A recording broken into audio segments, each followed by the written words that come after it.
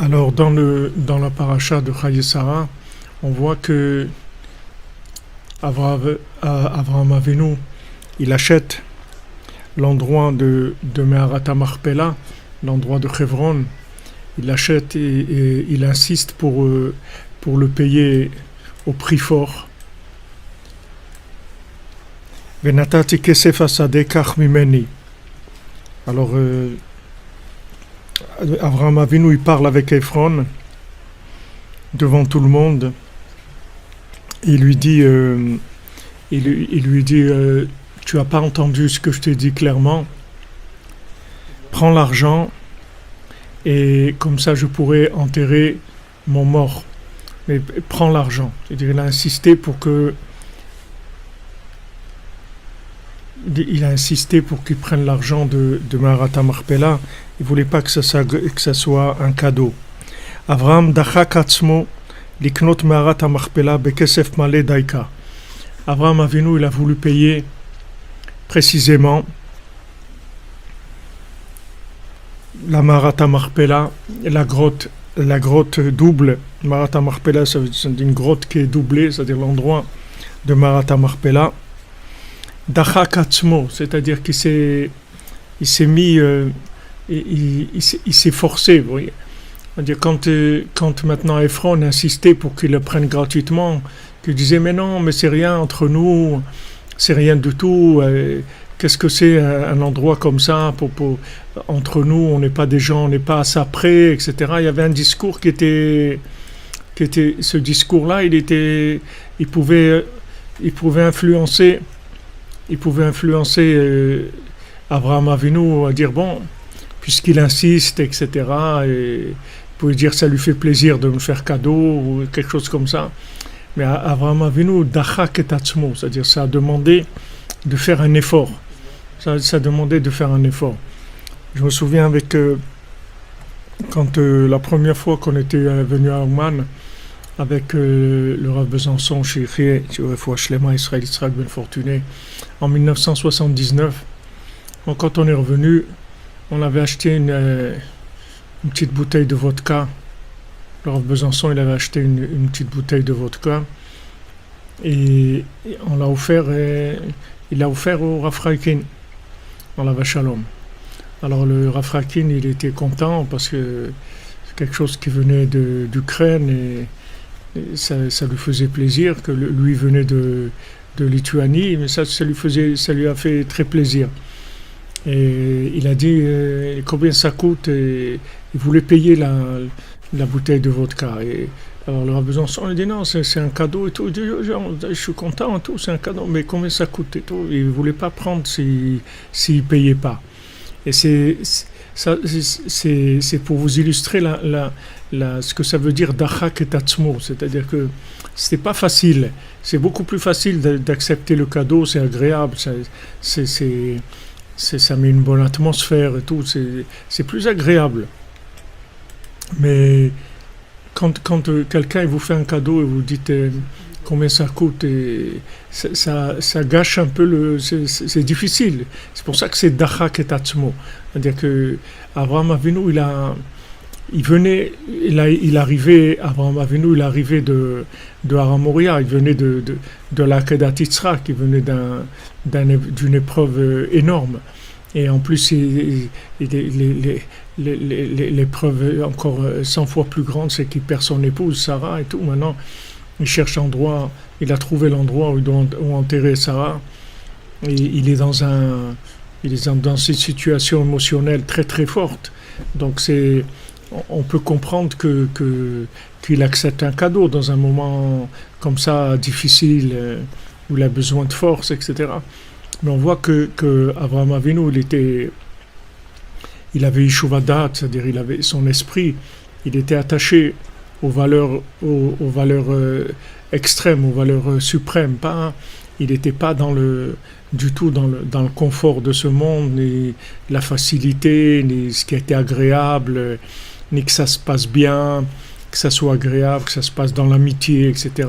C'est pas ça qu'il cherchait. Ce qu'il cherchait, c'est la volonté d'Hachem.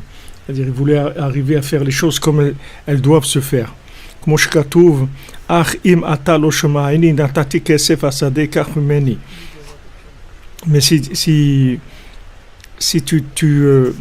tu m'entends pas, c'est-à-dire peut-être tu m'entends pas bien, t'as pas bien compris ce que je dis, voilà l'argent, les 400 pièces, prends-les, prends l'argent, prends de moi. Vechen David. Alors quand il dit Natati qu'était faisait donner l'argent, Rachi dit en français donner. Il dit voilà, j'ai donné l'argent. De la même manière, David Ameler, le roi David, il a acheté l'endroit du Beth Amikdash, mais à Ravna Yevoussi, de quelqu'un qui s'appelait Aravna le Yevoussi. Chez Amar, Lo Ale les lokai olot chinam. Il dit je vais pas faire à Hachem des olot chinam, je vais pas faire des sacrifices, des offrandes gratuites. Comme Shkatu Bezoar HaKadosh. C'est-à-dire que David Ameler, il voulait que cet endroit-là, du moment où cet endroit, c'était un endroit Kadosh, c'était l'endroit du temple, comme Abraham, comme David, que c'est des endroits qui sont très importants. Donc il ne voulait pas qu'il y ait une notion quelconque de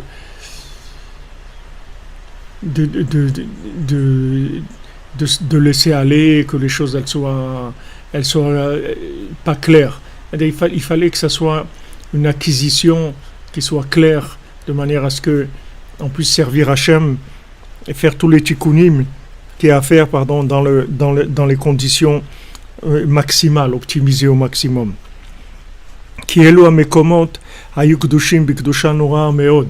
Parce que ces endroits-là, que ce soit Marat HaMachpelah ou l'endroit du Beth Amikdash, c'est des endroits avec une très grande kedusha, une très grande sainteté. Chez Marat HaMachpelah, chez Sha'arei Gan Eden, que c'est Marat HaMachpelah, que c'est la porte du paradis. Chez Derech Sham Olim Kol HaNeshamot El Etz HaChaim, que de cet endroit-là, toutes les âmes, elles montent vers l'arbre de vie. Vechen Makom HaBet HaMikdash ou Sha'ar HaShamayim. La même chose, le temple, c'est l'endroit, c'est la porte du ciel. Veikar Gdushatam ou Shesham Idgalut HaShgacha Beyoter. Maintenant, qu'est-ce que c'est la sainteté de ces endroits-là? Quelle est la manifestation de la sainteté dans ce qui s'appelle Makom, dans ce qui s'appelle l'endroit de ce monde? Quelle est la manifestation de la sainteté dans le monde matériel, dans un endroit matériel? C'est la révélation de l'Ashgacha, c'est-à-dire faire révéler la présence divine, que l'Ashgacha, elle se révèle, c'est-à-dire que dans cet endroit-là, on palpe beaucoup plus l'intervention divine que dans des autres endroits. Ce sont des endroits qui sont privilégiés, des endroits qui sont très élevés, qui sont privilégiés et qui parce qu'ils permettent une révélation d'Hachem qui est très très très grande. Chez Zeikar Kedushat Eretz Israël, que ça c'est le principal de la sainteté de la terre d'Israël, c'est quoi? C'est l'Ashgacha Pratit. Comme il écrit que tout le temps les yeux d'Hachem ils sont sur la terre d'Israël. Et c'est sûr que même en Eretz Israël même, plus la sainteté est grande, c'est-à-dire plus l'endroit, il y a des différents degrés de sainteté, comme c'est écrit, la Mishnah elle dit, il y a 10 niveaux de sainteté en Eretz Israël. C'est-à-dire plus l'endroit est saint et plus il y a une révélation de la providence divine qui est plus grande. Parce que le principe de la providence divine, c'est le principe général de la sainteté et ça se révèle principalement sur la terre d'Israël. Voilà, Rabbi Nathan il rapporte qu'en Eretz Israël, il y a 10 kedushot, il y a 10 saintetés, Had Kodesh Kodashim, jusqu'à ce qu'on arrive au plus haut, qui est le Saint des Saints, qui est l'intérieur du Beth Amikdash. Shesham Ikar Galut Hashgacha, que là-bas se trouve le principal de la révélation de la providence divine. Vechen Bemarat HaMechpelah, Shea Mukhan Likvurat HaAvot La'alot Derech Sham Likalel Bo Yitbarach. Maintenant, Marat HaMachpelah, la grotte de Hebron, qui était l'endroit qui était prêt pour l'enterrement pour que soient enterrés nos ancêtres, qui montent de cet endroit-là pour s'inclure dans Hachem. Aval Elu HaMekomot Hayu Tachayata Dasitra Chara Esel Ephron Ve'aravna Evusi.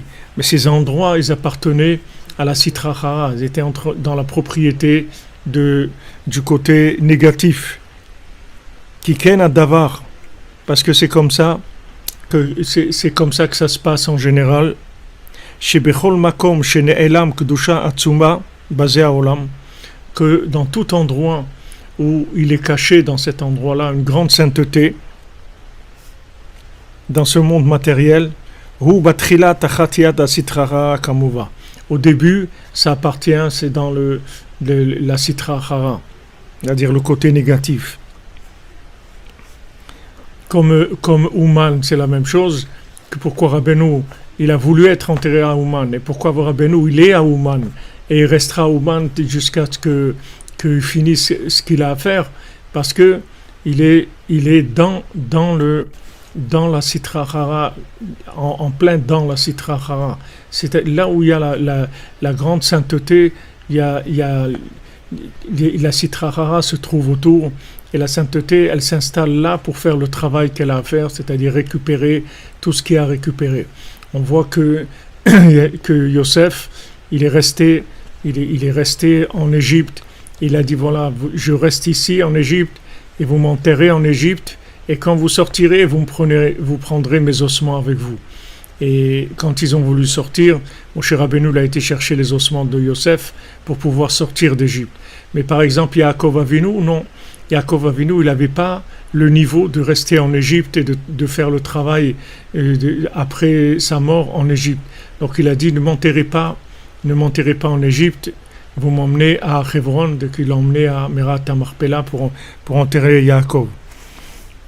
Donc là où il y a de la Kedusha, là où il y a de la sainteté, il y a un côté négatif extrêmement fort.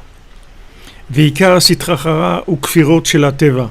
Maintenant, quel est le principal du côté négatif? Si on voit que maintenant, Rabbi Nathan il nous explique que la sainteté, elle se définit par le degré de révélation de la providence divine. C'est-à-dire, plus le degré de providence divine est grand, plus il y a une révélation de la providence divine, et plus ça veut dire que la sainteté est grande. Donc maintenant, l'opposé de ça, c'est quoi? C'est que le côté négatif, c'est tout expliqué, tout interprété par des explications de cause à effet. De dire que c'est en fait ce qu'il y a, c'est l'effet d'une cause. Tout ce qui se passe, c'est qu'il y a une raison, et il y avait une raison avant qui a fait que cette chose, elle est ce qu'elle est aujourd'hui. C'est l'opposé de croire dans la providence divine, de croire que tout est providence divine et qu'il n'y a pas du tout de loi naturelle. Les lois naturelles, c'est juste la providence divine qui est cachée, mais tout est providence divine. Donc la Sitra Chara, le côté négatif, il va attaquer sur ça. C'est-à-dire, il va essayer de prouver le contraire, c'est-à-dire de mettre tout dans des règles, de règles. Voilà, si maintenant on fait comme ça, alors il y aura des résultats. Si on fait pas ça, il y aura pas de résultats. Et les résultats, c'est parce qu'il y a eu des efforts qui ont été faits, etc.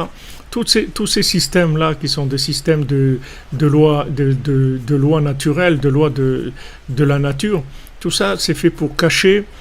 C'est pour cacher la présence divine. Alors au début, c'est fait pour nous permettre. Pourquoi Hachem il a fait ça? Pourquoi il a pas carrément tout de suite commencer à diriger le monde avec que tout le monde voit la présence divine, qu'il n'y ait que ça, c'est-à-dire que tout le comportement, ça soit que de la présence à chaque fois d'Hachem, qu'on voit la présence d'Hachem tout le temps. Pourquoi Hachem il a mis un système comme ça qui peut être interprété comme des lois naturelles? C'est pour permettre des tzimtzumim, c'est-à-dire pour permettre aux gens de chercher de façon contractée la présence divine, c'est-à-dire que ça soit facile, que les gens ils rentrent pas tout de suite sous pression, parce que il faut pas croire que la présence divine c'est quelque chose qui détend. La présence divine c'est quelque chose qui monte la pression. Vous voyez par exemple en Eretz Israël, il y a beaucoup de pression. C'est un pays où il y a énormément de pression, et à Jérusalem encore plus que partout.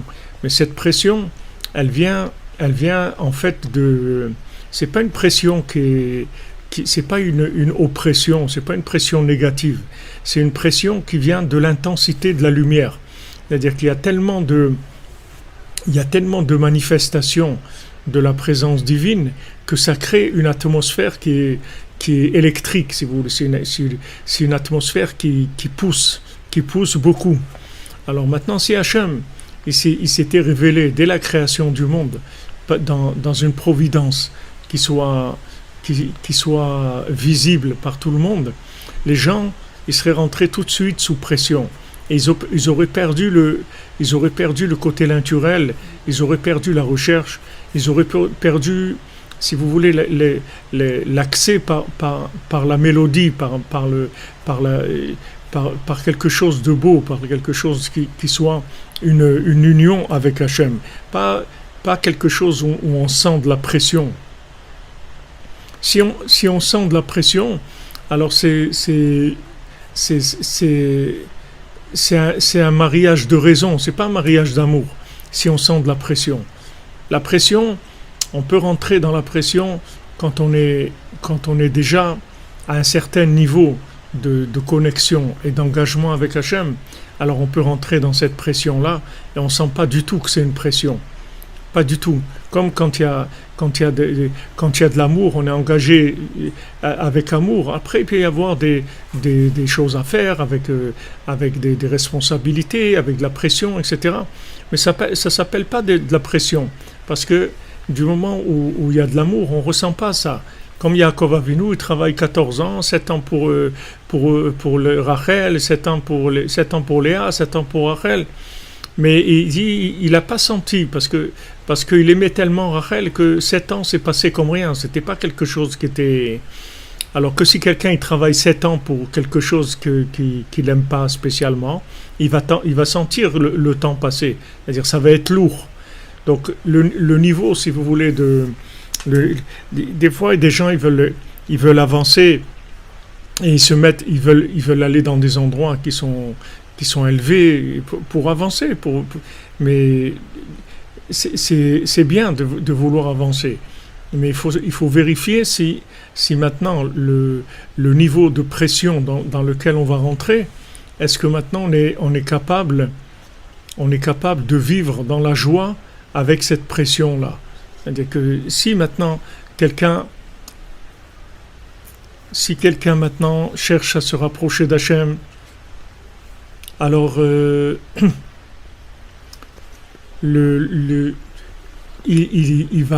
ça va lui être agréable. C'est-à-dire que quand il va sentir cette lumière qui crée une obligation, ça va lui être agréable.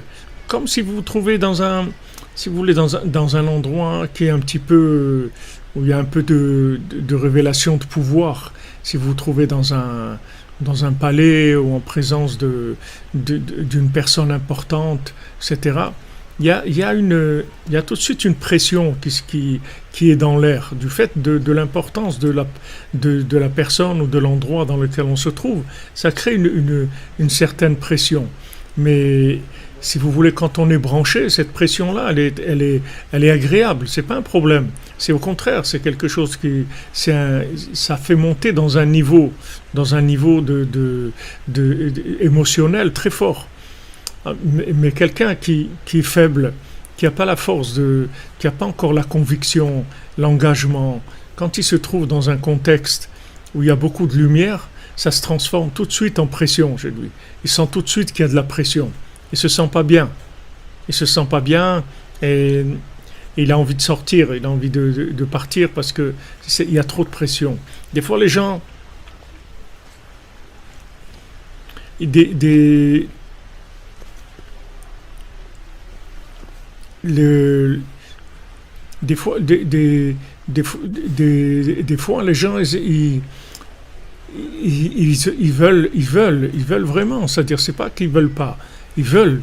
Mais il faut régler, il faut savoir dans quel niveau de sainteté je peux m'engager par rapport à la pression qu'il va y avoir. Même dans la synagogue. Même dans la synagogue.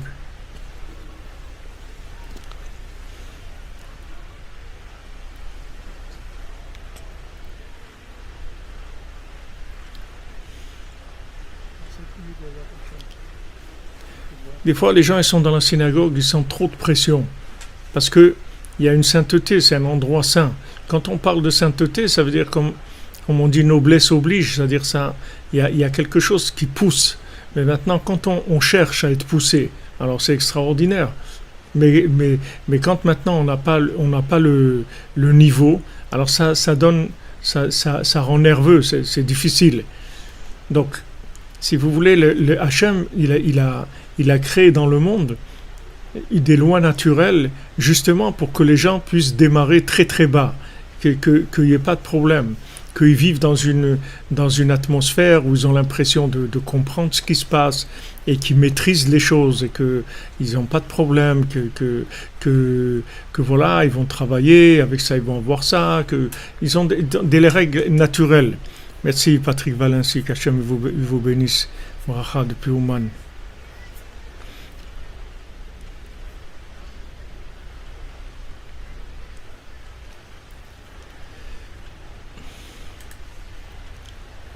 Attendez.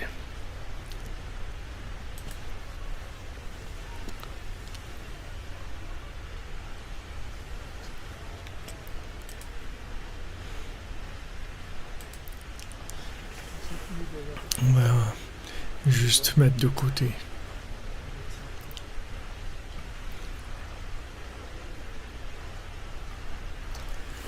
Ouais, il y a des gens qui sont... Voilà, ça même, vous voyez, ça, c'est un exemple vivant. Quand quelqu'un, il a besoin d'être désagréable, d'attaquer et tout, pourquoi il fait ça? Parce que c'est la lumière qui fait ça. C'est-à-dire qu'il ne peut pas supporter la lumière. C'est quelque chose qui dérange. Ça oblige, ça donne de la conscience et tout, et ça dérange. Donc si vous voulez, Hachem, il a mis les lois naturelles par miséricorde, pour que les gens puissent commencer à zéro, vous voyez, à zéro, c'est-à-dire celui qui veut, il peut vivre comme s'il ignorait complètement la présence divine. Il va vivre dans un système d'échange social, etc. Et ça va très bien marcher, il va être très content, etc. Il n'y a pas de problème. C'est-à-dire celui qui commence, qui est vraiment à zéro, il n'aura pas de problème avec ce fonctionnement. Mais quand il va avancer, plus avancer, ça veut dire prendre conscience qu'il y a quelqu'un qui est derrière tout ça. C'est-à-dire que c'est pas parce que j'ai bougé une chose que la chose elle a bougé. C'est parce que Hachem il veut que cette chose elle bouge. C'est-à-dire que je commence à rentrer dans une conscience et cette conscience ça crée de la pression.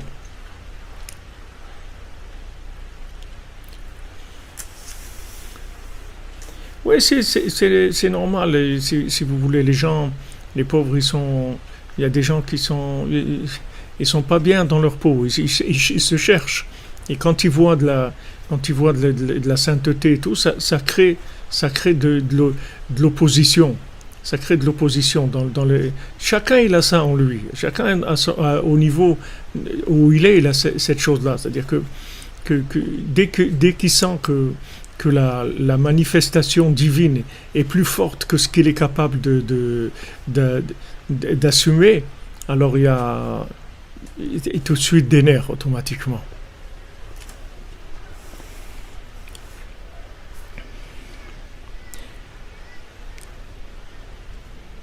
Alors maintenant, c'est pour ça que pourquoi je vous ai expliqué ça, c'est-à-dire vous ai fait cette préface par rapport à ce qu'on est en train de parler maintenant, parce que comme Rabbeinu dit, c'est-à-dire Rabbi Nathan dit que oh là, il y a pas mal de gens là qui c'est intéressant, il y a pas mal de gens qui manifestent un peu des nerfs.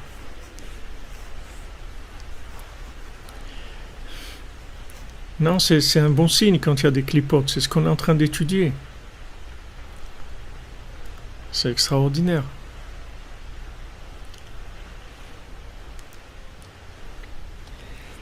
Heureusement qu'on a notre cher Shimon qui assure dans le back-office, parce que sinon j'aurais pas pu faire tout en même temps. Toda Rabba. Alors, pourquoi je vous ai fait cette préface-là? Parce que, comme maintenant le côté négatif, tout son fonctionnement, c'est d'essayer de montrer que tout c'est des lois naturelles.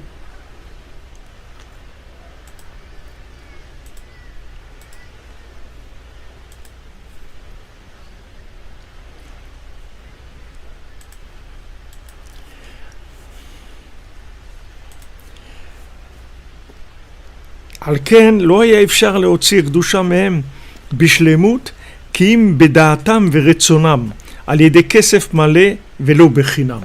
Alors maintenant, si vous voulez, c'est la raison de la transaction. Pourquoi maintenant, pourquoi Abraham Avinu il a insisté, il a dit non, je veux acheter la chose. Parce que même si Ephron il voulait lui donner l'endroit. Même si Ephron, il voulait lui donner l'endroit.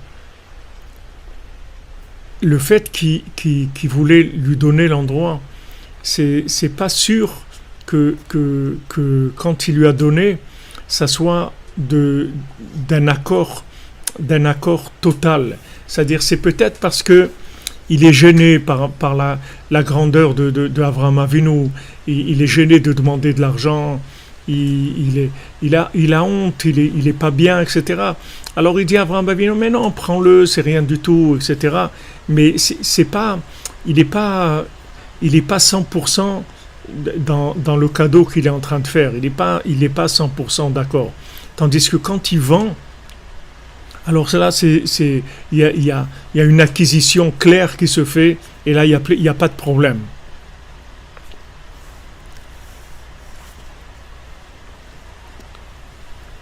Merci Christophe Daher, Hachem te bénisse. Bémet, le plus grand matmi de la tzedaka qu'il y a ici, qu'Hachem te bénisse, Soudra Beno, qu'ensemble on arrive à révéler la lumière pour l'humanité, à faire sortir les gens des nerfs qui viennent du fait qu'ils se trouvent sous les règles naturelles.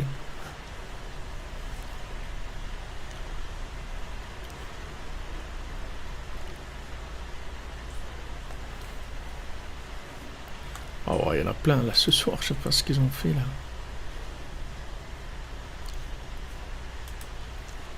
Alors on va juste là.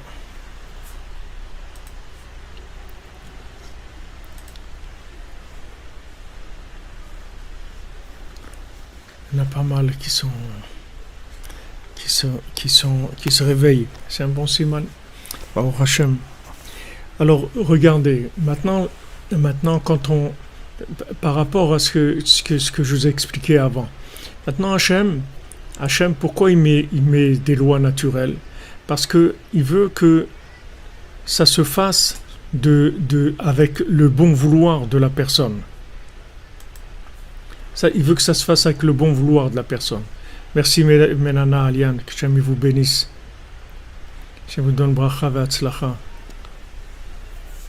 Non, je m'en fais pas, j'enlève mais c'est normal, c'est pas. Hachem il veut que notre engagement il soit fait avec notre bon vouloir. C'est-à-dire que il veut qu'on veuille vraiment. C'est ça que Hachem il veut. Il veut qu'on veuille de lui vraiment, qu'on veuille le trouver vraiment. Donc d'abord, il nous met un système qui est neutre, c'est-à-dire banal. Il n'y a pas de... Il y a rien, c'est-à-dire on voit rien. C'est-à-dire tout marche avec système de cause à effet, etc. Il n'y a pas de... on voit rien. Et là, on va commencer à chercher. Quand on va chercher, selon notre degré de recherche, Hachem il va se révéler. Et donc c'est un résultat d'un vouloir, c'est un résultat avec de l'amour, de quelque chose qu'on aime et qu'on a cherché. Mais si maintenant Hachem il venait et il manifestait sa présence au-delà de notre vouloir, tout de suite ça nous mettrait sous pression. Ça changerait complètement les rapports. Ça changerait les rapports parce que ça deviendrait obligation, donc il n'y aurait plus d'amour, il y aurait plus de... Et c'est pas du tout le but de la création et le but de tout le système qu'il a mis en place, Hachem. Tout le système qu'il a mis en place, c'est pour qu'on le cherche. C'est la seule raison d'existence de ce monde. C'est un jeu de cache-cache, ce monde. Hachem, il se cache et nous, on doit le chercher. Et si on ne cherche pas, on ne va pas le trouver. Si on ne cherche pas, on ne va pas trouver. Et si maintenant on croit qu'on a trouvé, parce qu'on s'est mis dans des systèmes de pression, on n'a rien trouvé du tout. On n'a vraiment rien trouvé du tout. C'est pas parce qu'on s'est mis dans des systèmes de pression. Des fois, c'est plus facile de se mettre dans un système de pression. Parce que la pression, ça nous donne des ailes. Parce que comme il y a de la pression, on avance plus vite. Mais ça ne sert à rien, parce que ça ne nous fait pas avancer. Hachem, il veut un engagement personnel. Donc ici, vous voyez un rapport entre Ephron et Avraham Avinu. Maintenant, l'endroit, le Sde Ephron, cet endroit-là de Marat HaMachpelah, c'est un endroit de grande sainteté. Avraham Avinu ne peut pas faire confiance aux bons sentiments de Ephron qui lui dit mais non, dans les rapports qu'on a, c'est rien du tout ça, allez prends-le, etc. Il peut pas faire confiance à ça. Donc qu'est-ce qu'il demande? Il demande qu'il veut l'acheter. Il veut que ça soit une transaction véritable. Une transaction véritable, une transaction commerciale véritable.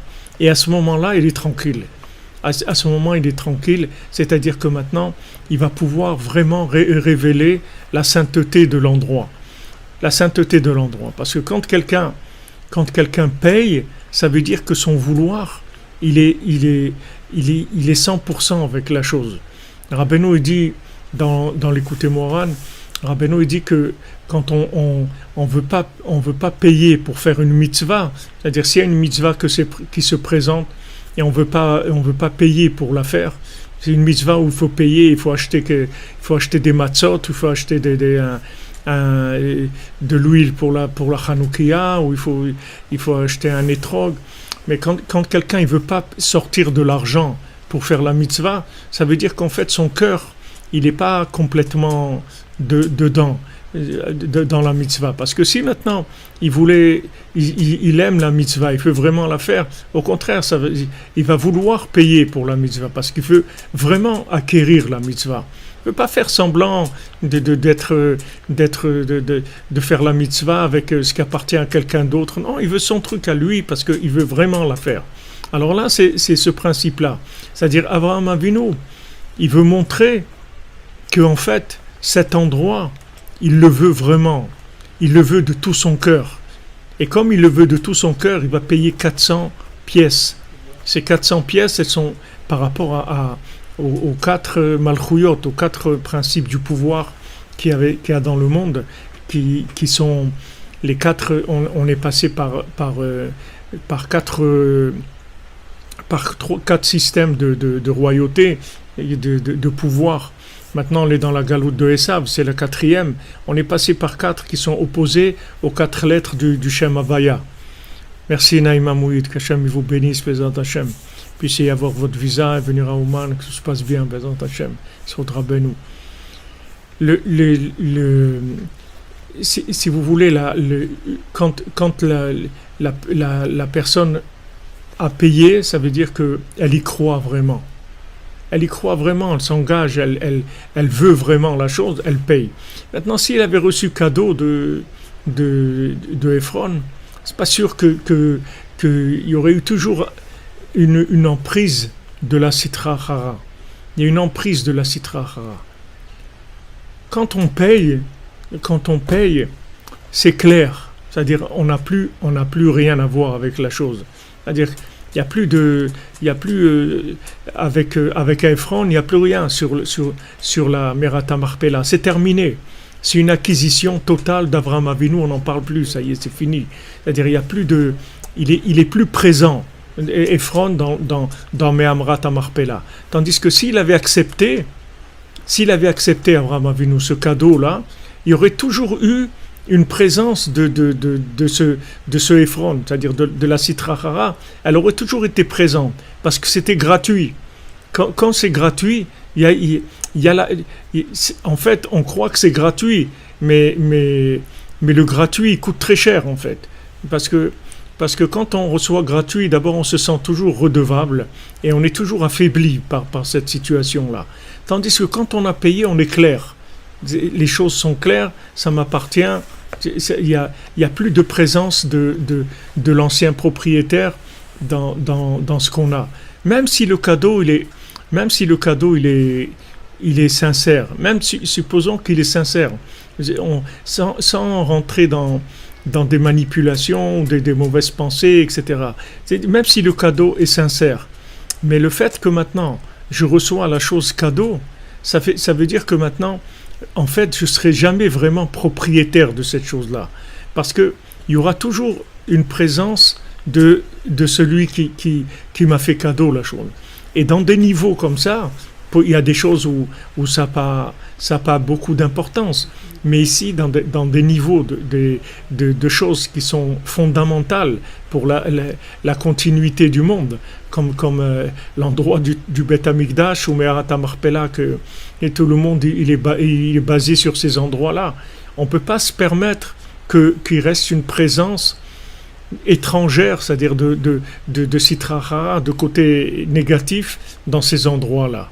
C'est impossible. On peut pas laisser ça. Donc c'est pour ça qu'il paye Avraham Avinu.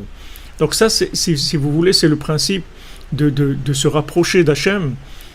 D'abord, on commence par les lois naturelles. Hachem, il nous laisse, il dit voilà, si tu veux, tu me cherches. Tu veux pas, tu me cherches pas, c'est tout. Il n'y a pas d'obligation de me chercher. C'est si tu veux. Si tu veux, tu me cherches. Et tu cherches le niveau que tu veux. C'est tout. Tu me cherches au niveau que tu veux.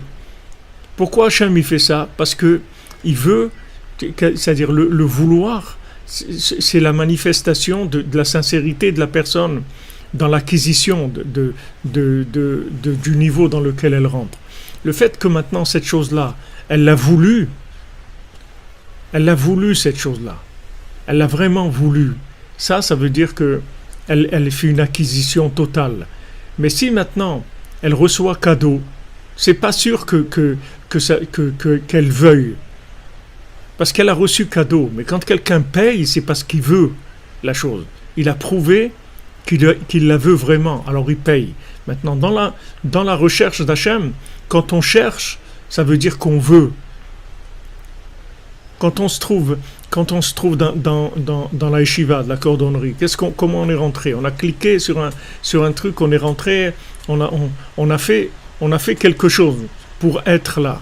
Donc ça prouve qu'on veut être là, parce qu'on fait quelque chose pour être là. Mais si maintenant ça vient ça vient comme ça, c'est-à-dire que quelqu'un il passe, il entend quelque chose, etc. C'est pas sûr du tout qu'il va profiter de la chose, parce que du moment où il n'a pas manifesté son vouloir, c'est pas sûr du tout que la chose va pouvoir lui donner ce qu'elle veut lui donner. Donc Hachem, il ne demande qu'une seule chose, c'est de se manifester à nous de la façon la plus grande possible. Seulement, il veut que ça soit un rapport sincère, un rapport d'amour. Donc qu'est-ce qu'il fait? D'abord, il se cache complètement dans des lois naturelles. Faites ce que vous voulez, c'est tout. Voilà, vous pouvez faire comme si je ne suis pas là, vous faites ce que vous voulez. Ok, alors il y a des gens qui vont se contenter de ça et qui vont dire non, moi je suis très bien dans ma vie et tout. Et bon, ok, très bien, continue comme ça. Il n'y a pas de, il y a pas de. Bien que Hachem, il va faire quelques, il fait toujours des petits appels très fins, très très doux, mais il fait toujours des petits appels pour qu'il y ait une possibilité quand même d'éveil.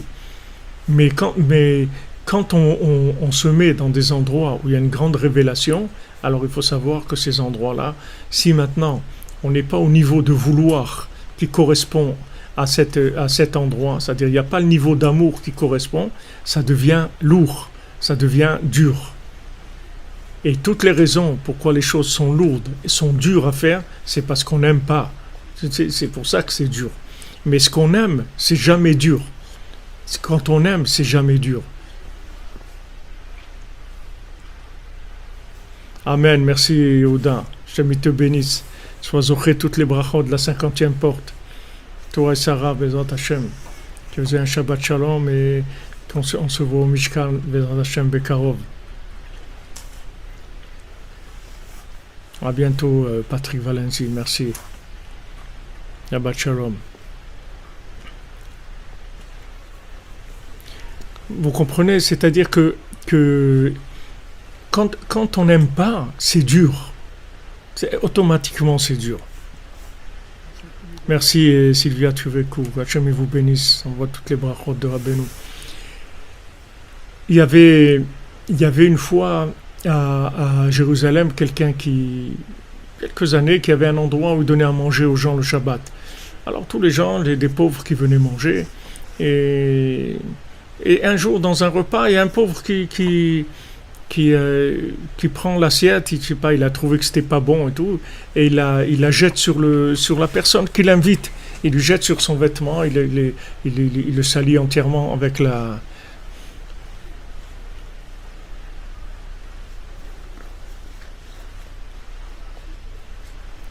Shabbat Shalom, Lionel. Hachem vous bénisse. Shabbat Shalom. Vous avez votre place dans la yeshiva. Va au Chabar, tout le temps, quand vous voulez. Alors cette personne, c'est la personne qui offre à manger à ces gens-là, maintenant elle se trouve, il a scellé tout son vêtement, tout ça, alors il va, il se change rapidement de vêtements, et la personne qui lui avait jeté l'assiette, elle part. Alors il court derrière lui, il lui dit excuse-moi, peut-être qu'il y avait quelque chose qui n'était pas bon et tout, mais j'ai encore d'autres choses à manger, viens, je vais te donner d'autres choses, etc. Et la personne, elle est revenue, il lui a servi autre chose, et il était content. Alors le fils de ce monsieur-là, il a vu son père faire ça, il a dit mais papa, mais comment tu fais pour faire ça? Il t'a renversé l'assiette sur ton vêtement. Et maintenant, au lieu je sais pas, de le mettre dehors, ou bien qu'il soit content, qu'il soit parti, tu vas le courir derrière pour le ramener, etc. Alors, le père lui a dit, tu sais, quand on aime, on ressent pas ces choses-là. C'est pas comme ça qu'on voit les choses. Quand on aime, c'est pas du tout le même rapport. Prenez par exemple un petit bébé, un petit enfant. Maintenant, il va faire plein de choses qui sont désagréables, mais c'est des choses qui gênent pas du tout. Parce qu'au contraire, ça augmente même l'amour. Alors que c'est des choses qui sont pas pratiques, qui sont pas agréables à vivre. Mais ça augmente l'amour, parce que l'amour, il est tellement fort que ces choses-là, on les voit pas. Donc Hachem, il veut que le service il se fasse dans l'amour. Sinon on va pas progresser. C'est-à-dire, ce qui est fait avec de la pression, ça stagne et ça se dessèche après. C'est ce qu'on a vu d'arroser les arbres. C'est-à-dire, si on n'arrose pas les arbres, ça se dessèche. Il y a pas, s'il y a que du soleil, c'est-à-dire que de la connaissance et de la conscience qui est fabriquée avec de la connaissance, il y a pas, ça dessèche. Ça n'a pas de goût après. Merci Léonard Chivo, qu'Hachem vous bénisse. Shalom à vous. Vous comprenez? Donc Hachem, il fait comme ça le système. D'abord c'est des lois naturelles. Voilà, c'est à ton bon vouloir. Tu cherches, alors tu vas me trouver. Et après, la recherche, bien sûr, elle n'a pas de limite après. Plus on cherche, plus on trouve, et plus on se rapproche de la providence divine, et plus on voit Hachem, et plus on sent sa présence. Et après, sa présence aussi, c'est une énergie, c'est-à-dire ça nous pousse, ça nous aide. C'est de l'énergie qui nous aide. Mais cette énergie qui nous aide, quand on est engagé, c'est une énergie qui peut nous éloigner et nous donner des nerfs quand on se trouve loin du niveau d'amour par rapport à cette énergie-là. C'est-à-dire, c'est une énergie l'énergie, elle doit être calculée, si vous voulez. C'est-à-dire, on ne peut pas prendre de l'énergie au-delà de ce qu'on aime. Maintenant, plus on aime, plus l'énergie de la présence divine, elle va augmenter.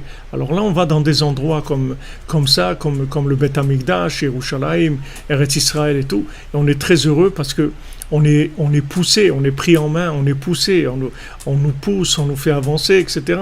Comme quelqu'un qui prend un tuteur ou un entraîneur, quelqu'un qui va l'entraîner, qui va lui faire des exercices, etc. Mais il est content parce qu'il aime, il veut développer, etc. Tandis que maintenant, s'il n'a pas envie, ça va l'embêter, l'entraîneur. Il va dire qu'il me laisse tranquille, pourquoi il est toujours derrière moi, etc. Il ne va pas être content. Merci Rabbi Yehuda, Shem vous bénisse. Refoua Shlema pour Abraham Albert Ben Simcha Macha. Et Hatzlacha pour sa Vichaya Mushka Aisha Bat Fernand Frecha Berthe. Merci pour le brachot, pour toute la cordonnerie, Refoua Shlema pour vous, et Shabbat Shalom pour toute la famille.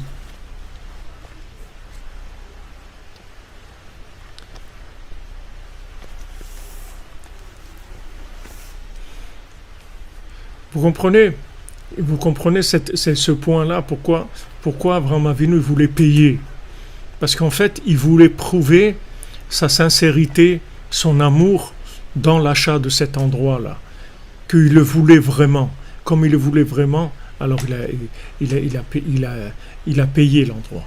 Et maintenant, quand l'autre côté, Ephron est venu, il lui a dit non, je te fais cadeau et tout. Il dit non, je veux pas de cadeau.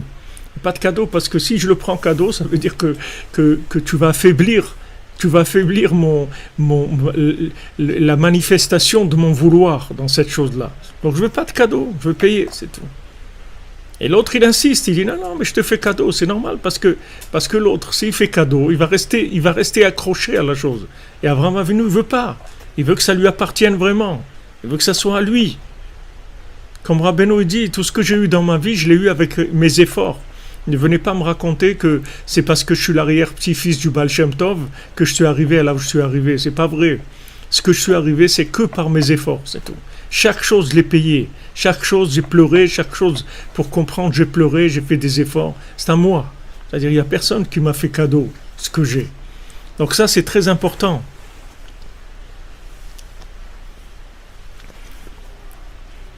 Amen. Merci Lionel Flalo. Ça, c'est très important. C'est pour ça qu'ils disent Alken loya efshar leotzi akdusha mehem beshlemut ki midaatam veretzonam al yede kesef malé velo bechinam. C'est pour ça qu'il fallait que la transaction, elle se fasse de plein accord, c'est-à-dire un accord sincère que l'autre côté, il dit voilà, je te le vends, c'est à toi. Et voilà, je l'ai payé. À ce moment-là, c'est clair. Les choses, elles passent dans le camp. Chaque chose, elle passe dans l'endroit où elle doit aller. Parce que dans l'argent, il y a tout le principe de la bénédiction. Maintenant,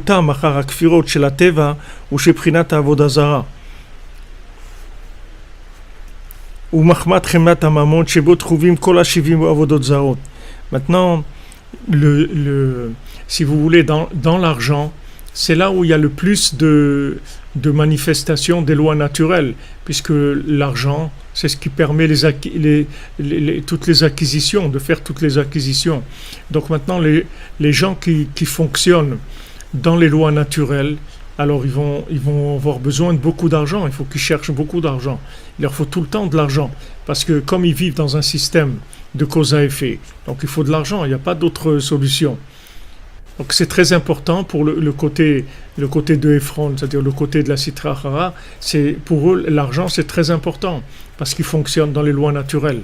Donc toutes les Avodah Zara du monde, elles sont dans les effigies qu'il y a sur les pièces. Rabbeinu dit, nos sages disent que dans l'argent, ils mettent toutes les effigies, les têtes des rois, etc. Parce que pour montrer que c'est leur idolâtrie, c'est ça. L'argent pour eux, c'est tout le pouvoir, il est dans l'argent. Celui qui est connecté sur Hachem, il sait que le pouvoir, il est dans la prière, il est dans la connexion avec Dieu, il n'est pas dans l'argent. Que quelqu'un peut avoir l'argent et sans le pouvoir, et quelqu'un peut avoir le pouvoir sans l'argent. Mais quelqu'un qui est dans les lois naturelles, il a comme Dieu, il a que l'argent, c'est tout, c'est son Dieu, il a rien d'autre. In God we trust, il a rien d'autre. Et c'est le dollar, c'est in God we trust, c'est tout. In God we trust, c'est beau, mais c'est le dollar, c'est tout. Il n'y a pas... c'est vrai, in God we trust, ça veut dire que c'est notre God à nous, c'est le dollar, c'est tout. Il n'y a pas que ça soit clair. Chez Esav, c'est clair, il n'y a pas d'ambiguïté sur ça. C'est in God we trust, c'est le billet vert, c'est tout. Il n'y a pas d'autre chose. Donc, comme maintenant, le côté de la Sitra Achara, pour lui, l'argent, c'est très important, puisqu'il vit dans des systèmes de cause à effet. Donc l'argent, c'est primordial. Donc si on veut acquérir quelque chose de lui, il faut vraiment le payer, parce que lui, le cadeau, ça n'existe pas des cadeaux. C'est-à-dire qu'il y a quelque chose derrière. Parce que le principe du cadeau, il ne peut pas le faire. C'est-à-dire, il peut faire un cadeau un cadeau d'entreprise, un cadeau de fin d'année, un cadeau pour acheter quelqu'un. Il peut faire des cadeaux, mais c'est pas des cadeaux désintéressés. C'est des cadeaux d'acquisition. C'est pas des cadeaux de donner. C'est des cadeaux pour prendre. C'est pas des cadeaux pour donner. Donc dans le côté de la Sitra Achara, dans les lois naturelles, ça n'existe pas donner, parce que s'il donne, c'est pour prendre quelque chose. Sinon, pourquoi il va donner? Pourquoi il va donner? Il vit dans le cause à effet. S'il donne, il va avoir moins. C'est pas compliqué. S'il a 50, il donne 20, il va lui rester 30, c'est tout. Et lui, il a besoin. Parce qu'il n'y a que ça dans sa vie. Il n'a pas d'autre façon de fonctionner. Mais quelqu'un qui est branché sur Dieu, alors il est dans un autre niveau de rapport avec la vie, complètement différent. Mais comme maintenant, la Sitra Achara, pour elle, l'argent, c'est quelque chose de primordial. C'est l'Avodah Zara, c'est le Dieu du côté négatif. Donc il faut aller devant par rapport à son langage à lui. C'est-à-dire, puisque lui maintenant, il déifie l'argent, il rend l'argent comme le pouvoir suprême. Donc surtout pas accepter un cadeau de lui, parce que c'est un cadeau empoisonné, ça c'est sûr. Parce que ça n'existe pas le cadeau chez lui. Donc s'il fait cadeau, c'est qu'il a quelque chose derrière la tête. Donc il n'y a pas de cadeau, on paye, c'est tout. Et quand on paye, on se débarrasse, c'est tout, de la présence du côté négatif. Parce qu'on a payé. Du moment où on a payé, on a exclu la présence du côté négatif. Non, je dis pas que l'argent c'est pas bien. Je dis pas que l'argent c'est pas bien, mais il faut pas. L'argent, l'argent on a besoin. L'argent c'est un moyen, mais il faut pas que ça soit le Dieu, c'est tout. Il faut pas que ça soit lui qui décide des choses. Lui, il est là pour, comme on a dit, graisser les roues de la charrette. C'est-à-dire que c'est là pour permettre d'avancer, de faire, comme vous dites, des choses pour des familles, du chesed, de l'éducation, tout ce qu'on a besoin. Il n'y a pas de problème. Il faut de l'argent. On a besoin d'argent. Mais l'argent, c'est pas ça le but de la vie. C'est pas la Avodah Zara. Alors, il faut de l'argent pour vivre, mais pas vivre pour l'argent. C'est-à-dire, on ne vit pas pour l'argent. On a besoin d'argent pour fonctionner. Mais c'est quelque chose qui est un moyen par rapport au but qu'on s'est fixé. Et Hachem, il nous donne les moyens quand on s'est fixé le but. Mais le but, c'est la connexion avec Dieu, c'est de faire la volonté divine. C'est sûr qu'il y a besoin d'argent. Sans argent, on ne peut pas vivre dans ce monde. Hachem, il le veut, il a voulu que ça soit comme ça. Et dans l'argent, il y a beaucoup de lumière, on a vu. Mais tout ça, il faut le mettre à sa place. Sinon, ça devient de l'Avodah Zara. כי כסף כלל השפעות וכל טעותם אחר הכפירות של הטבע שהוא בחינת עבודה זרה, העיקר מחמת חמדת הממון שבו תחובים כל השבים מעבודה זרה. ועל כן אי אפשר להוציא בלעם מפיהם ברצון טוב, כי אם על ידי ממון. Donc on ne peut pas faire sortir de leur propriété ce qui leur appartient avec un bon vouloir, c'est-à-dire avec un vouloir sincère, si on ne paye pas.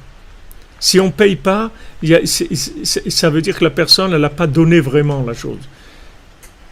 Si maintenant Ephron il veut donner la Meharat HaMachpelah, si on ne paye pas, ça veut dire qu'on n'a pas vraiment acquis. Il y a une partie qui va rester chez lui. L'échange, la transaction, elle n'est pas sincère 100%. Il dit Beratson Tov, avec un bon vouloir. C'est-à-dire le vouloir, il faut qu'il soit total. Maintenant, pour que le vouloir il soit total du côté de Ephron, il faut payer, c'est tout. Si on le paye, on sait que quand il nous dit c'est à toi, son vouloir il est total. Parce qu'il a payé. C'est-à-dire il a pris l'argent. Comment Abraham et David, donc comme ils ont fait Abraham Avinu et David Ameler pour acheter l'endroit de Meharat HaMachpelah et l'endroit du Beth Amikdash. Yesh vazeh arbe levaer v'maskilim yavinu. Alors Rabbi Nathan il dit, il y a beaucoup à expliquer sur ça. Et ceux qui ont la tête, qui ont l'esprit, alors ils vont pouvoir comprendre beaucoup de choses de cette chose-là. Donc si vous voulez, le principe de l'acquisition, et avec l'argent, ça manifeste le vouloir. C'est-à-dire que maintenant, quand on a payé, ça veut dire que nous, on veut vraiment. Et celui qui a vendu, aussi, ça veut dire qu'il nous a vraiment vendu la chose. C'est-à-dire que la transaction, elle est totale. Il n'y a rien de flou. Il n'y a aucun domaine où il peut y avoir des malentendus. Mais dans les cadeaux, il peut y avoir des malentendus. C'est-à-dire que quand il y a un cadeau, ce cadeau-là, en général, c'est pour une acquisition de quelque chose, c'est pour développer même une amitié ou quelque chose. Des fois, c'est quelque chose de valable, mais ça ne s'appelle pas un cadeau. Parce que si j'ai donné à quelqu'un un cadeau pour de l'amitié, c'est-à-dire, même si c'est pour de l'amitié, ce cadeau-là, cette chose-là, elle n'appartient pas vraiment à la personne à qui j'ai donné. Parce que ce cadeau-là, il est fait pour entretenir un rapport entre les deux personnes. C'est pour ça que je donnais ce cadeau. Donc c'est pour être un petit peu avec la personne, pour être bien. D'ailleurs, si après les personnes elles se fâchent, et l'autre elle ne pourra pas supporter le cadeau, parce que dans le cadeau il y a la présence de l'autre.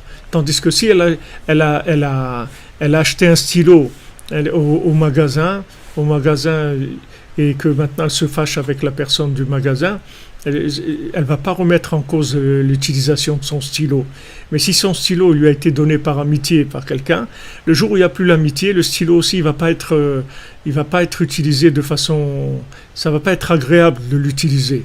Donc pourquoi ? Parce que quand il y a un cadeau, il y a la présence de la personne. Donc ici ce que Rabbi Nathan il nous explique, c'est que quand on veut construire des choses qui soient éternelles, c'est-à-dire qui soient branchées sur Dieu, sur l'éternité, il faut payer, c'est tout. Il faut payer ce qu'on fait, c'est-à-dire de manière à ce que ça soit clair, que les choses soient claires. On a complètement délivré la chose de l'emprise de l'autre côté. Pourquoi Napoléon voulait il a fait le consistoire ? C'était tout le calcul, c'est ça. C'est d'être présent dans la synagogue, d'être présent dans le centre d'études, d'être présent. Il voulait que l'État il soit présent dans le service divin. Il voulait la présence de l'État. C'est pour ça qu'il a fait le consistoire. Vous croyez qu'il a fait parce que c'était quelqu'un qui voulait faire du bien. C'est parce qu'il voulait être présent. Et comme il voulait être présent, il y a rien de mieux pour être présent que de faire des cadeaux, c'est tout. Quand on fait des cadeaux, alors on est présent. La personne, elle croit que c'est à elle, et en fait, c'est pas elle. Elle croit que c'est à elle, même si on lui a donné. On dit, voilà, je te fais cadeau. Comme il dit, Ephron, il dit, prends-le et tout, pas de problème. Mais c'est rien pour moi, ça. Je suis riche, c'est rien du tout, prends-le. Non, Avraham Avinu ne veut pas, il veut couper. Il veut que l'acquisition soit totale. Allez, c'est ça tout le calcul si vous voulez, tout le calcul de l'État et du financement de l'État dans tous les domaines et tout. C'est pour être présent, c'est pas de l'altruisme qu'ils font, c'est parce qu'ils veulent être présents dans la chose. Donc quand Napoléon il voulait faire le consistoire, c'est juste pour pouvoir contrôler, être à l'intérieur des synagogues, à l'intérieur de tout, qu'il y ait une présence de l'État. Alors celui qui croit qu'il va trouver un raccourci parce qu'il va trouver de l'aide de quelqu'un qui va lui donner, cadeau, c'est pas un raccourci, c'est que en fait il a raccourci la chose qu'il voulait faire, c'est-à-dire qu'il a écourté la chose, elle va pas être complète. Il a pris sur la chose en fait. Il vaut mieux qu'il attende et qu'il prie et qu'il se renforce, mais qu'il arrive à faire ce qu'il a à faire, à l'acquérir vraiment. Pas qu'il y ait des mélanges. Parce que ces mélanges-là, c'est impossible d'aller vers l'éternité avec ça. C'est-à-dire, à un moment, il va y avoir des choses qui vont bouger par cette présence-là.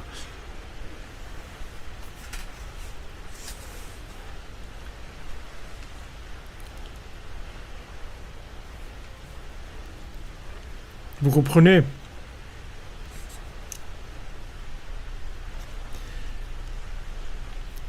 Il faut savoir que, c'est-à-dire le principe de l'argent, c'est-à-dire que c'est quelque chose de délicat parce que on a besoin d'argent.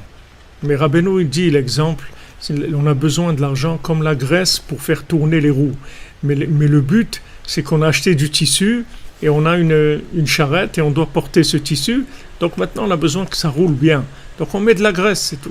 C'est-à-dire que Rabbeinu, quand on demandait les brachot pour la parnassa, il n'était pas très enthousiaste de ça parce qu'il dit engage-toi avec Dieu et la parnassa tu vas avoir. Engage-toi avec Dieu. On a vu dans l'étude de la Torah 56, c'est-à-dire que la parnassa elle vient du da'at, c'est-à-dire plus il y a de la conscience et plus la parnassa elle est facile. Occupe-toi de développer la conscience divine. Cherche Dieu. Cherche Dieu. Ne cherche pas l'argent. Cherche Dieu. Cherche Dieu, tu vas trouver l'argent aussi. Mais les gens qui ne cherchent pas Dieu, alors ils doivent chercher de l'argent, parce que sinon, s'ils ont ni ça, alors là, c'est une catastrophe, il n'y a plus rien. Mais toi, occupe-toi de chercher Dieu, c'est tout. C'est ça ton but dans ta vie. Qu'est-ce que tu fais? Qu'est-ce que tu fais dans la vie? Si on te demande, qu'est-ce que tu fais dans la vie? Je cherche Dieu, et tout. Non, mais tu travailles pas? Oui, je travaille. Ah bon, alors qu'est-ce que tu fais? Je cherche Dieu dans mon travail. Non, mais je veux dire, tu fais quoi comme boulot, quoi? C'est quoi ton truc? Ah, où je cherche Dieu? Eh ben voilà, je cherche dans la boulangerie, je travaille dans la boulangerie, et je cherche Dieu dans cet endroit-là. C'est-à-dire, c'est ça que je fais de ma vie. C'est-à-dire, ma vie, c'est de chercher Dieu, d'essayer de découvrir la présence divine dans ce monde. Et maintenant, quand je fais ça, c'est sûr que j'ai la parnassa. Parce que la parnassa, elle est là, l'argent, il est là pour aider à chercher Hachem. Et on en a besoin pour chercher Hachem. On a besoin de cet argent. Mais ce qu'on cherche, c'est pas l'argent. On cherche à se rapprocher de Dieu. On veut faire des choses pour Dieu. Et quand on veut faire des choses pour Dieu, l'argent il vient. Et c'est pas un problème. C'est ça qui doit être clair. C'est un niveau de comprendre ça. C'est un niveau, c'est déjà de l'accepter, déjà. Si on ne comprend pas vraiment, au moins déjà l'accepter, que Rabbi Nathan nous enseigne ça, de l'accepter. Et après, vous allez voir que petit à petit, vous allez vous rendre compte de ça, qu'en fait, Hachem, il finance ses projets. C'est-à-dire, quand maintenant vous mettez que votre vie, elle rentre, c'est-à-dire ce qui fait quelle est votre raison de vivre, c'est le développement du projet d'Hachem dans ce monde. C'est ça le but de votre vie. Quand vous maintenant vous occupez du projet d'Hachem, Hachem automatiquement il vous finance le projet. Il n'y a aucun problème, puisque c'est son projet à lui. Donc il n'y a aucun problème pour la parnassa. Donc vous occupez d'ouvrir votre conscience, développer la conscience. Plus vous développez votre conscience, plus la parnassa elle sera facile. Parce que Hachem il finance, c'est tout à fait normal. Mais quand les gens ils cherchent l'argent et ils veulent maintenant, comme on a vu dans la Torah 56, que maintenant, avec l'argent, ils veulent avoir le pouvoir. C'est une façon d'avoir le pouvoir, parce qu'ils n'ont pas de pouvoir sans argent. Donc ils veulent de l'argent pour avoir le pouvoir. Et nous on dit non. Le pouvoir c'est Hachem, qui a Malchut Shel Chai. Le pouvoir c'est Hachem. Et quand maintenant je cherche Hachem, je donne le pouvoir chez Hachem, je prends mon pouvoir d'Hachem, c'est-à-dire ce que je veux c'est le pouvoir pour révéler Hachem, alors automatiquement l'argent vient. C'est quelque chose qui va suivre, puisque le projet que j'ai c'est pour Hachem. Merci Michael Sebag. Hatzot Laïla Olé à la Kol, qu'Hachem te bénisse, Shabbat Shalom, que de bonnes nouvelles. Voilà, le Da'at, la conscience.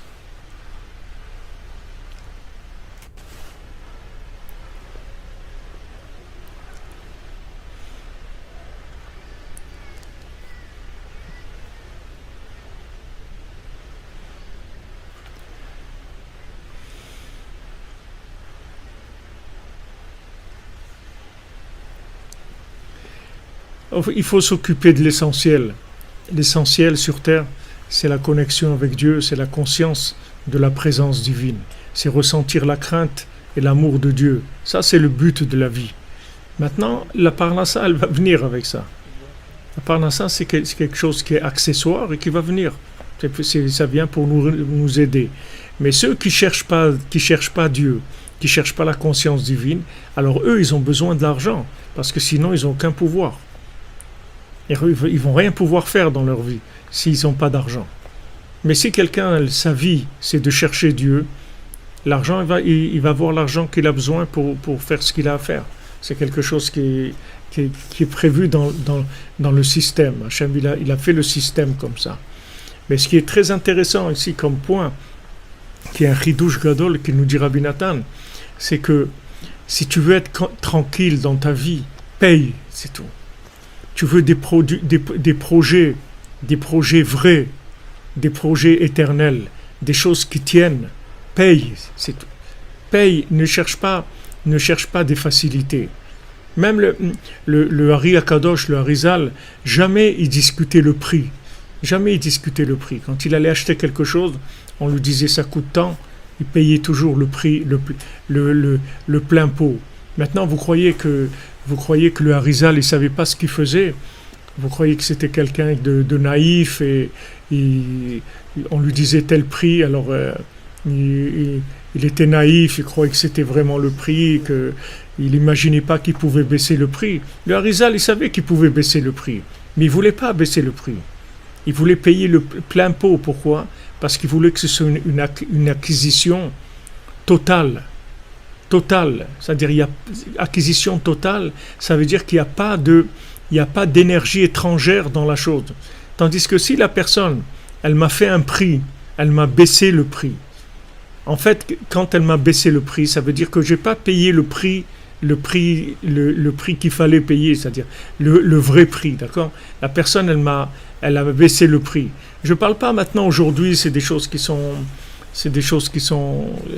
d'autres systèmes complètement, on est dans un truc de fou complet, ça n'a rien à voir avec ça, mais je vous parle d'une époque où il y avait des choses vraies. Alors, d'ailleurs, il y a une histoire du Baal Shem Tov que je vous dirai après.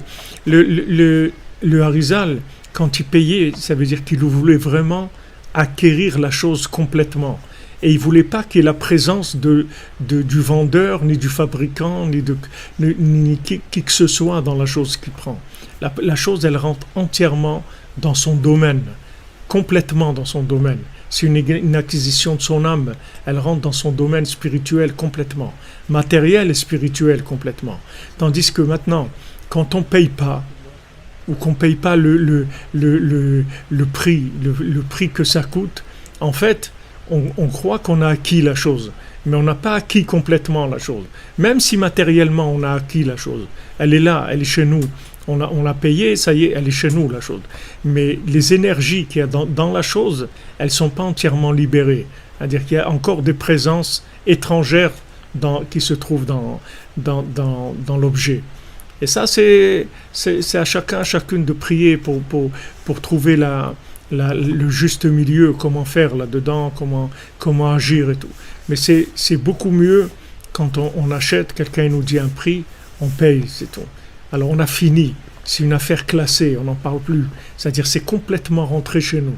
Il n'y a aucune présence étrangère. Alors le Baal Shem Tov, une fois il y avait quelqu'un qui fabriquait des chaussettes en Ukraine, des chaussettes pour l'hiver, en laine, à la maison. Alors le Baal Shem Tov, il a été pour lui acheter des chaussettes, il lui a dit voilà, je voudrais une paire de chaussettes. Elle lui a dit voilà, ça fait tel prix. Il lui a dit si je prends 5 paires, eh ben, ça fait 5 fois le prix d'une paire. Et si je prends 10 paires, il dit ça fait 10 fois le prix d'une paire, c'est tout. Mais il lui a pas baissé le prix. Alors le Baal Shem Tov, il a dit, le Mashiach, il va venir avec des gens comme toi. C'est avec des gens comme toi qu'il va venir le Mashiach. Parce que maintenant, lui, il a fait sa paire de chaussettes, d'accord? Maintenant, il a calculé, voilà le prix de vente qu'il veut pour sa paire de chaussettes. Maintenant, qu'est-ce que ça change s'il vend 1 ou 5 ou 10 ou 20? Ça change rien du tout. C'est la même paire qu'il a faite plusieurs fois. Maintenant, s'il commence à baisser le prix, qu'est-ce que ça veut dire? Ça veut dire qu'il y a quelque part une angoisse chez lui, qui veut rentrer plus d'argent et qui veut aller plus loin. Et donc, il va baisser le prix. Il va dévaloriser la chose parce qu'il veut plus. Et ça, c'est pas bon. Donc, le Baal Shem Tov, il était très content d'avoir trouvé un homme comme ça, et il l'a béni parce qu'il lui a dit, tu vois, ça c'est quelqu'un qui a la émouna. C'est-à-dire que maintenant, il sait que ce qu'il a fait, ça vaut telle chose. Et s'il en fait 2 ou 10 ou 20 ou 50, c'est le même prix. Parce que cette chose-là, elle a cette valeur-là. Donc, dans le rapport, si vous voulez, avec l'argent, ne croyez pas que tout ce qui est acquis, c'est pas parce que maintenant, je suis arrivé à baisser le prix à quelqu'un que ne croyez pas que j'ai gagné. C'est pas ça, gagner.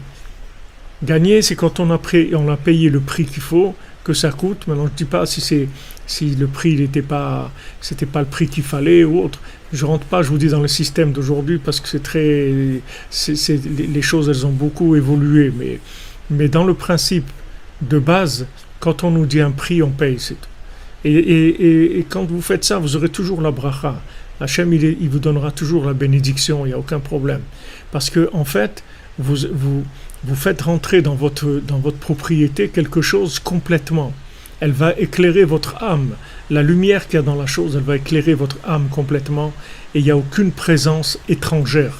Il n'y a pas de mélange avec des énergies négatives. Ça, c'est très très important de savoir ça. Et ça, c'est nos avot qui ont fait la base de tout ce qu'il allait avoir. Ils ont fait attention à ça. Ils ont fait très attention à ça. Parce que imaginez-vous, si maintenant Abraham Avinu, il avait laissé un peu Ephron participer par son cadeau, mais qu'est-ce que ça aurait été cet endroit-là? Ça aurait été très très difficile de le développer et d'en faire ce que ça doit être. David Ameller, c'est pareil, s'il n'avait pas payé l'endroit du Beth Amikdash, comment faire le Beth Amikdash? Déjà avec ça, tous les problèmes qu'il y a. Mais s'ils n'avaient pas fait ça, ça aurait été impossible. Ça aurait été impossible parce qu'il y aurait une présence étrangère. Voilà les amis, Chaye Sarah. Voilà Chaye Sarah.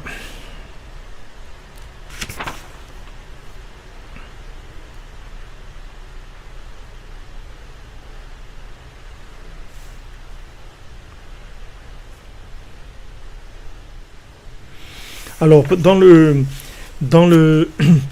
niveau, si vous voulez, de recherche d'Hachem, c'est la même chose. Donc Hachem, il a mis en place le système des lois naturelles. Et pourquoi? Pour nous tester, pour savoir si on le cherche ou pas. C'est tout. Maintenant, si on le cherche dans les lois naturelles, alors on va le trouver. Et il va se révéler à nous. Mais il va se révéler à nous proportionnellement à notre recherche. Et la recherche, c'est payer. C'est ça la recherche. Chercher, ça veut dire payer. C'est-à-dire quand je cherche, ça veut dire je paye de moi-même, de mon temps, de mon cœur, de mon énergie, je paye avec moi-même, c'est-à-dire je m'investis dans la chose. Quand on dit s'investir, c'est un investissement. Ça peut être un investissement financier, mais ça peut être un investissement aussi de cœur, de recherche. La recherche, c'est la preuve de la sincérité. Donc Hachem, il ne veut pas se montrer à nous si on ne le cherche pas. Parce que sinon, il n'a rien fait. Tout le système, il ne sert à rien. Si Hachem il se révèle sans qu'on le cherche, ça ne donne rien du tout, il n'y a aucun résultat. Donc c'est pour ça qu'il y a les lois naturelles. C'est que pour ça, c'est tout. Et quand on va arriver à un niveau de prise de conscience de l'existence divine, c'est fini, il n'y a plus de lois naturelles. Elles n'existent plus, parce que c'est comme si on avait des équilibreurs, là, des choses pour équilibrer sur les vélos, des trucs qui stabilisent, là, pour quand l'enfant il tient pas sur le vélo. Une fois que quelqu'un sait faire du vélo, il n'a plus besoin de ça, ça n'existe même plus pour lui, ces choses-là. Donc là, si vous voulez, les lois naturelles, elles sont faites pour nous aider à commencer notre service divin. Mais plus on va avancer dans le service divin, plus on va se débarrasser de ces notions-là, complètement. Bezrat Hashem. Chez Bracha Ve'atzlacha, les amis, Shabbat Shalom, des bonnes nouvelles, une bonne santé et de la délivrance pour tout le monde. Tous ceux qui ont besoin, toute l'humanité, qu'elle nous délivre de la folie dans laquelle on est, du monde de fou, de ces virus, de ces élections, de tous ces des folies, des trucs de folie. On ne sait plus du tout. On ne sait plus. C'est-à-dire, les gens, ils ne savent plus, ils sont déstabilisés de voir le monde comme ça. De voir le monde comme ça, de voir un pays comme les États-Unis qui mène la danse dans le monde entier. Ils font des élections, c'est pas des élections. Celui-là, il veut pas sortir, l'autre, il peut pas rentrer, l'autre, il peut pas ça. Une folie totale. Hachem, il nous délivre, Bezrat Hashem. Alors, Refoua Shlema, Yeshua, Hatzlacha, les Ivugim, tout ce que vous avez besoin, Bezrat Hashem, pour Sandrine Badjanine, Janine Bateglantine, Israël Yitzhak Ben Fortuné, Dan Ben Rosa Belamou, Ariel Ben Mazal, Shlomodo Ben Zala Cohen, Eliaou Nathan Ben Yocheved Cohen. Attendez, j'ai des noms que je dois dire. Raphaël Ben Rina, Esther Barterina, Emmanuela Bat Apollonia, Gabriel Ben Emmanuel, Matityahu Ben Dina, Véronique Bat Dina, Moshe Ben Esther, Israël Ben Simcha, Tzvia Bat Aisha, Aisha Bat Chassiba, Ruth Bat Aisha, Ruth Mukoko, Yosef Shneur Olori, Honeb Ktin Ben Thérèse, Daniel Ben Chana, Mordechai Ben Chana, Esther Bat Tamara, Moshe Ben Esther, Isaac Ben Esther, Ari Roger Netanel Ben Chana, Véronique Chana Bat Nicole Luna, Chana Bat Corinne, Jacques Ben Esther, Alain Ben Esther, Léa Bat Simcha, Yosef Ben Nathan, Ari Yaakov Ben Rachel, Patricia Myriam Bat Nicole Perla, Shmuel Yosef Ben Patricia Myriam, Raphaël Fredj Ben Patricia Myriam, Benjamin Chai Ben Patricia Myriam, Gabriel Eliaou Ben Patricia Myriam, Aaron Michael Ben Patricia Myriam, Eva Simcha Bat Myriam, Elsa Bat Nathalie, Noah Marie Ben Elsa, Ilan Dan Ben Elsa, Nicole Perla Bat Alice Rachel, Annette Gnimach Bat Nanaya, Véronique Bat Nadia, Anna Bat Myriam, Merama Dunav Doli Bat Myriam, Anthony Ararat Ben Virginie Yanar, Nathan Israël Ben Myriam,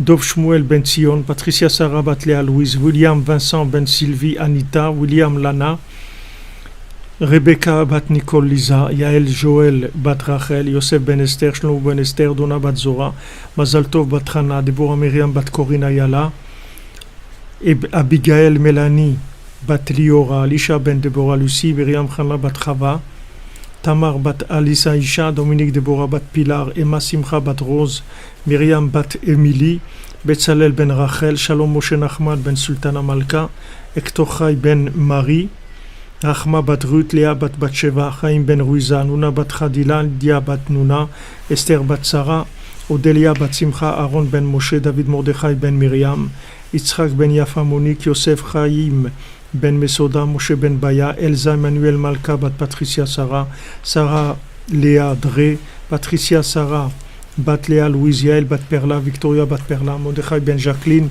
Yaakov Ben Levana, Chaim Yosef Ben Baya, Machlouf Ben Bert Baya, Chaya Léa Bat Yvonne Fortuné, Sylvie Bat Esther, Eliaou Moshe ben Tzipora, Rachel bat Hanina, Eva bat Liliane, Laurence Elisa bat Marcel, Evelyne Chava bat Denise, Laurent et Léa bat Sylvia, Cathy Sylvia bat Irène, Chani bat Tzipora, Ginette Fanny Sarah bat Nenet Ren Sultana, Didier ben Yosef, Robert ben Virginie, Jérémy ben Laurence, Marie-Colette bat Iva, Sarah bat Emmanuel, Émilie bat Odette Simcha, Bethiel bat Jean-Jo Ida, Raphaël ben Chana, Claude ben Marie, Erzala bat Rachel, Véronique bat Nadia, Sarah bat Ida, Edith bat Zara, Jacob ben Estreya, Anaïs Michal bat Sophie, Zohar, Machlouf ben Chaim, Esther bat Aïcha, Esther bat Bila, Shimon ben Chaya, Anna bat Myriam, Alain ben Dora, Emmanuel ben Daniel, Mirela bat Sarah, Tinok ben Gordi Chaya, Lii bat Limor.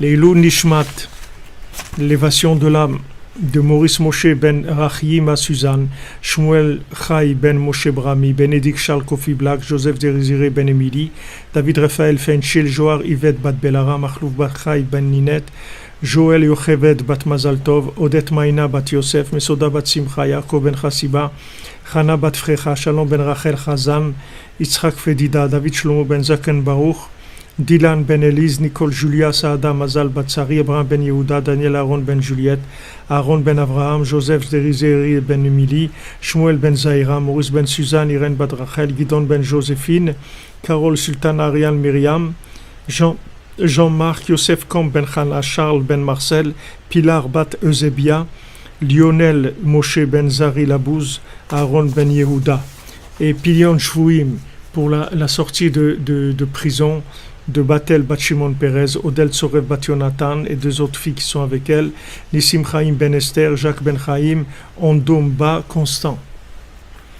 Shabbat Shalom les amis, Refoua Shlema pour Yehuda ben Simi.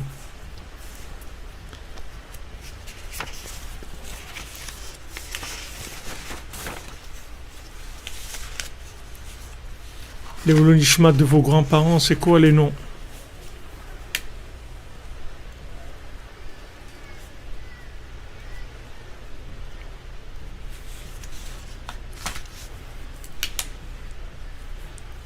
Amen, merci pour vos bénédictions. Shabbat Shalom les amis.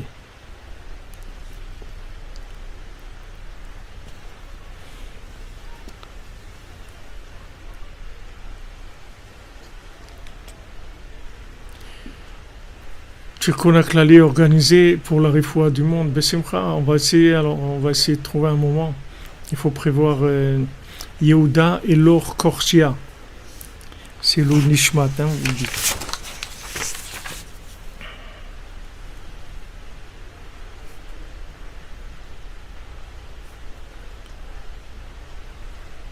On va essayer de trouver un moment. Marie Bat Catherine, Ilou Nishmat. Il faut trouver 40 minutes pour le faire. Bezrat Hashem. Moshe ben Rachel Aflalo, Ilou Nishmato.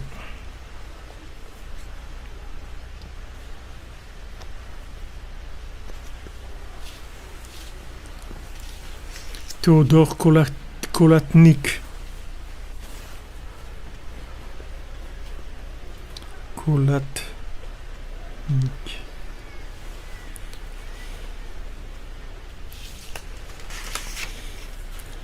Mais c'est quand on n'est pas visible, c'est là où on est le plus visible, parce qu'on n'a pas l'emballage. Le corps, c'est un emballage. Là, il n'y a que les âmes. Il n'y a pas d'emballage. C'est au contraire, la visibilité, elle est totale. Il n'y a pas de pare-brise. C'est ouvert. On est à ciel ouvert. Ashrenu. Shabbat Shalom, les amis. Que des bonnes nouvelles. Merci, les amis, d'être là. Merci de votre présence et de vos participations, de votre soutien. Bezrat Hashem, on va voir des belles choses. Des très belles choses. Ça a commencé, mais on va voir encore beaucoup de belles choses. Alors vous dites, Léolan Nishmat, attendez, j'ai arrêté là. Zora Bat Keira. J'avais pas vu.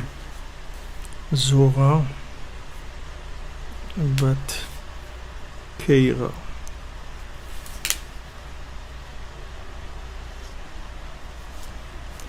Véronica Ziable Vigneault.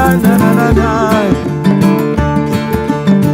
na na na na na na